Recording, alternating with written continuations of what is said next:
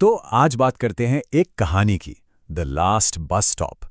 ये एक ऐसे सफ़र की दास्तान है जो एक बिल्कुल मामूली सी रात को एक बहुत ही भयानक अंत में बदल देती है। तो चलिए देखते हैं कि इस रहस्यमयी बस में क्या हुआ। जरा सोचिए, देर रात का वक्त, एक सुनसान बस स्टॉप और आप बिल्कुल अकेले। वो जो अकेलापन होता है ना, वो अजीब सा सन्नाटा।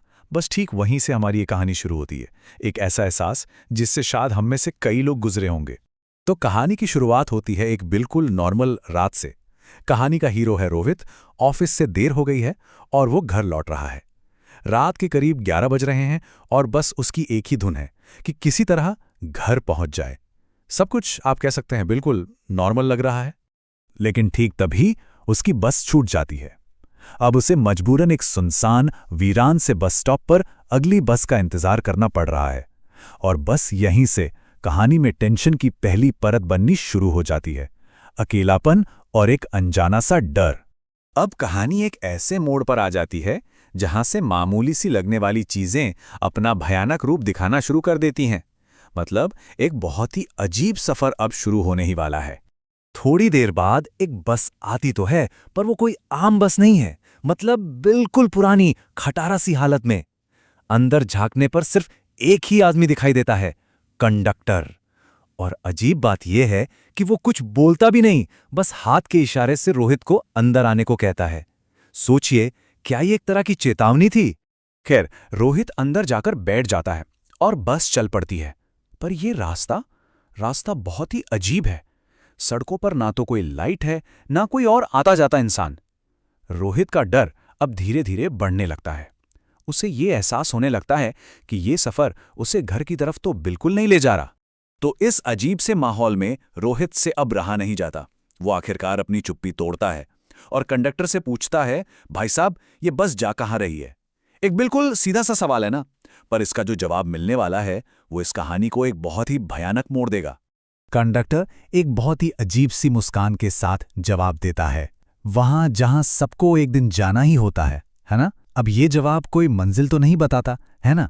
ये तो एक भयानक हकीकत की तरफ इशारा कर रहा है। रोहित का दिल अब जोर जोर से धड़कने लगता है। और ठीक ठीक उसी पल रोहित को यह महसूस होता है कि अरे, वो तो इस बस में अकेला है ही नहीं। जब वो थोड़ा ध्यान से देखता है तो उसे पता चलता है कि बाकी की सीटें खाली नहीं हैं। उन सीटों पर कुछ धुंधली सी, पहचाने ना जा सकने वाली आकृतियां बैठी हुई थीं। और सबसे सबसे डरावनी बात पता है क्या थी? वो सब की सब सिर्फ और सिर्फ रोहित को ही घूर रही थीं। अब ये बस एक बस नहीं, बल्कि एक जाल लग रही थी।